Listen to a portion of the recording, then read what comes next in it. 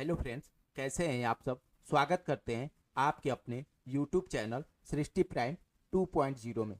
तो फ्रेंड्स, आज की इस वीडियो में हम देखेंगे मानव शरीर के पाचन तंत्र और ये सभी टीचिंग एग्जाम जैसे CTET, UP TET, super TET, BPSC, सभी जितने भी भारत में जितने भी शिक्षक भर्ती परीक्षा होते हैं उन सभी एग्जामों के लिए ये वीडियो बहुत ही महत्वपूर्ण वीडियो है। तो वीडियो को लास्ट तक देखिएगा। इन वीडियो में हम देखेंगे मानव के जितने भी शरीर के सिस्टम हैं, तंत्र हैं, जैसे पाचन तंत्र, अग्नाशय, यकृत, पाचक रस और जितने भी एंजाइम निकलते इन सभी आहार नाल के बारे में हम देखेंगे। और ये वीडियो सभी प्रतियोगी परीक्षा के लिए आपके लिए हेल्पफुल होगा। तो चलिए स्टार्ट करते हैं बिना समय गवाए। आइए एक एक तंत्र के बारे में हम देखते हैं। सबसे पहला तंत्र है पाचक तंत्र। मानव शरीर के सबसे पहला तंत्र पाचक तंत्र। और ये पाचक तंत्र होता क्या है? तो पाचक मनुष्य के पाचन तंत्र में सम्मिलित अंगों को दो भागों में बांटा गया है, एक आहार नाल और दूसरा सहायक पाचक ग्रंथियां। जितने भी पहले तो हम हमारा पाचन स्टार्ट कहाँ से होता है? मनुष्य का पाचन मुख से स्टार्ट हो जाता है, ठीक है, मुख से स्टार्ट हो जाता है। और इसके बाद हम आहार नाल की सहायता से हम अग्नाशय में ले जाते हैं। अग्नाशय मुख गुहा से स्टार्ट होता है पाचन, और इसको हम धीरे धीरे ये जाता है सबसे पहले अग्नाशय में, फिर अन्नाशय में, उसके बाद छोटी आंत, बड़ी आंत, और उसके बाद सब जगह से पाचन होता है तो गुदा के द्वारा वो अपशिष्ट बाहर निकल जाता है। तो ये क्रिया होती रहती है।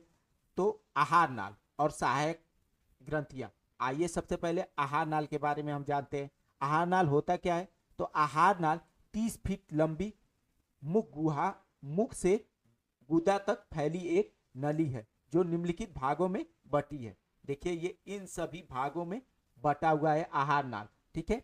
अब आइए आगे देखते हैं। मुख गुहा, ग्रसनी, ग्रास ग्रास नली, अमाशय, आंत, छोटी आंत और बड़ी आंत। मुख गुहा से ही भोजन पाचन प्रारंभ हो जाता है। मुख गुहा में 3 जोड़ियां लार ग्रंथियां पाई जाती हैं जो लार का श्रावण करती हैं। लार में मुख्यतः 2 प्रकार के एंजाइम पाए जाते हैं, एक टाइलिन और दूसरा लाइसोजाइम पाए जाते हैं। मेढक और व्हेल मछली में लार ग्रंथियां नहीं पाई जाती हैं। लार में टाइलिन एंजाइम उपस्थित होता है जो भोजन में स्टार्च को डाइसैकेराइड माल्टोज में तोड़ देता है। देखिए स्टार्च है और इस जब टाइलिन से क्रिया करता है तो क्या हो जाता है? ये माल्टोज में इसको तोड़ देता है, भोजन को माल्टोज में तोड़ देता है। लार में उपस्थित लाइसोजाइम और थायोसाइनाइड आयन भोजन के साथ आए हुए सूक्ष्म जीवाणुओं को नष्ट कर देता है। कौन कौन भोजन में आए हुए सूक्ष्म जीवाणुओं को नष्ट करता है? तो लाइसोजाइम और थायोसाइनाइड। जितने भी सूक्ष्म जीवाणु होते हैं, माइक्रो बैक्टीरिया होती हैं, इसको नष्ट करने का काम लाइसोजाइम और थायोसाइनाइड करता है। आगे हमारे मनुष्य के दांत जो होते हैं ना, 4 प्रकार के होते हैं और मनुष्य विषम दंती होता है।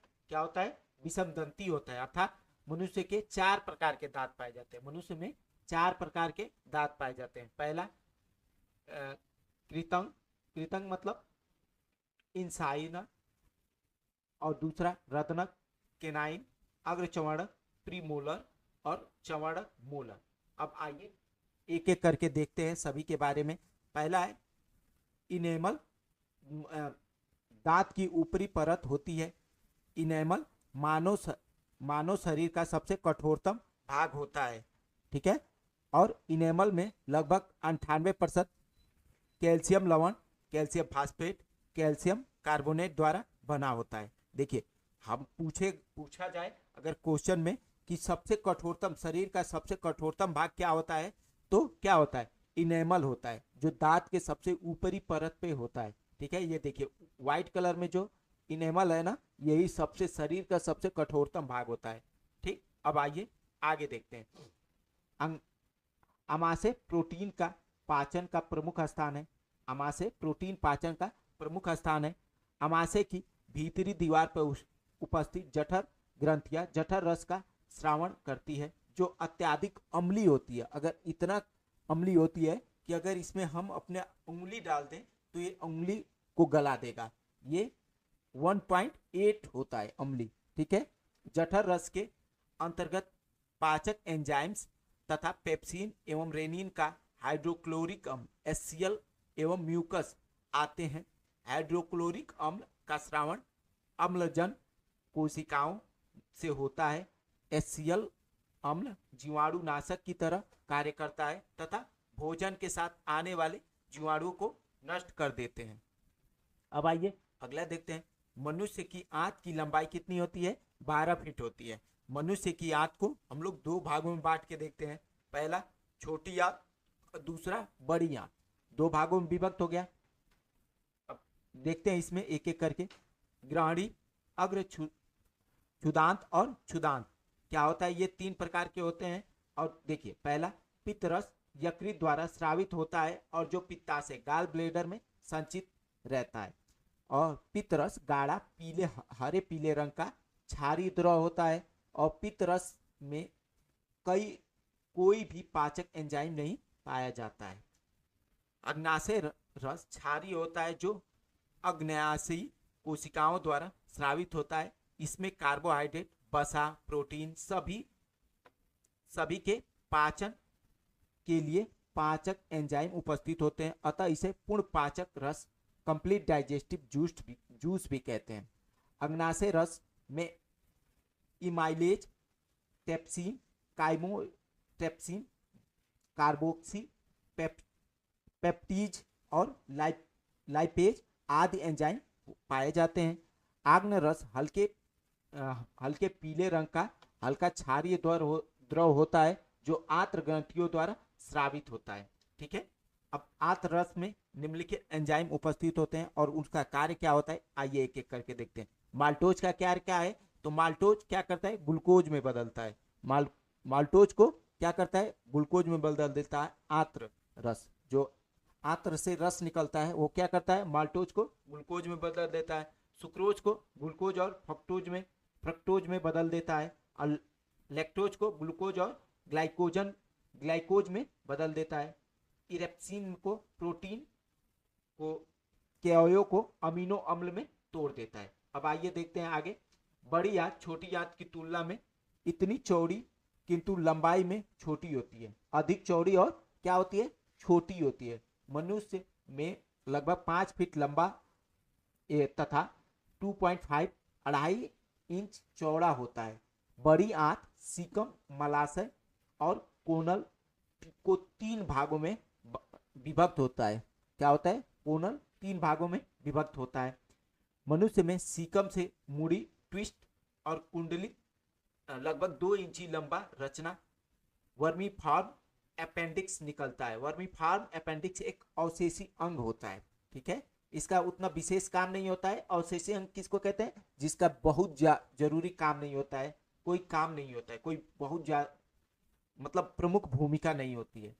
बड़ी आंत कोई एंजाइम स्राव नहीं करता है। इसका कार्य केवल बिना पचे भोजन को कुछ समय के लिए संचित करना होता है। ठीक है। अब आइए देखते हैं पाचक ग्रंथियां। यकृत। यकृत क्या है? यह मानव शरीर की सबसे बड़ी ग्रंथि है।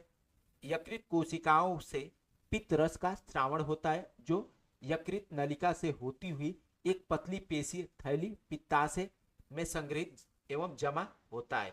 यह विटामिन ए का संश्लेषण भी करता है। इसके अलावा यह यकृत ग्लूकोज को ग्लाइकोजन के रूप में संचित कर रखता है। यकृत अमीनो अम्ल को अमोनिया को यूरिया में बदल देता है और इसके बाद यूरिया मूत्र के द्वारा शरीर से बाहर निकल जाता है। अब आइए देखते हैं अग्नाशय के बारे में।